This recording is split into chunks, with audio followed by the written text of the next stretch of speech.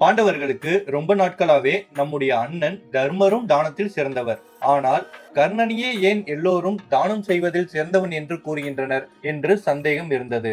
இவர்களின் சந்தேகத்தை அறிந்த கிருஷ்ணன் ஒரு நாள் தங்கமலை வெள்ளிமலை என இரு மலைகளை உருவாக்கி பாண்டவர்களை அழைத்து, இந்த இரு மலைகளையும் பொழுது சாய்வதற்குள் தர்மம் செய்துவிட்டால் தானம் செய்வதில் சிறந்தவர் தர்மம் என்று நீங்கள் சொல்வதை நான் ஒப்புக்கொள்கிறேன் என்றார். பீமனும் அர்ஜுனனும் மற்றவர்களும் அந்த இரு மலைகளிலிருந்து தங்கத்தையும் வெள்ளியையும் பாலம் பாலமாக வெட்டி எடுத்து தர தர்மர் அதை உடனுக்குடன் நகர மக்களுக்கு தானம் செய்தார். தானம் செய்ய செய்ய அவ்விரு மலைகளும் வளர்ந்து கொண்டே இருந்தன. தங்கமும் வெள்ளியும் குறையவே இல்லை.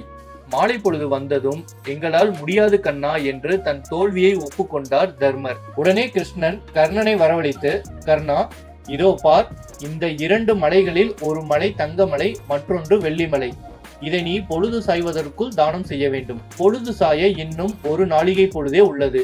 உன்னால் முடியுமா என்று கேட்டார். உடனே கர்ணன், இதில் யோசிக்க என்ன இருக்கிறது, இப்போதே செய்து காட்டுகிறேன் என்று அங்கிருந்த இருவரை அழைத்தார். நீங்கள் இருவரும் ஆளுக்கொரு மலையாக இவற்றை எடுத்துக் கொள்ளுங்கள் என்று கூறி தனது தர்மத்தை முடித்துவிட்டு கிளம்பினான். பாண்டவர்கள் அசந்து போயினர். அவர்களை ஒரு அர்த்த பார்வையுடன் பார்த்து சிரித்தார் கிருஷ்ணன். தர்மருக்கும் பரந்த மனசுதான், அதை யாரும் மறுக்க முடியாது. ஆனால் அவரை காட்டிலும் தானம் தர்மம் செய்வதில் பரந்த மனசு உடையவன் கர்ணனே என்பதால் தானத்தில் சிறந்தவன் கர்ணனே என்று பாண்டவர்களுக்கு உணர்த்தினார் கிருஷ்ணன்.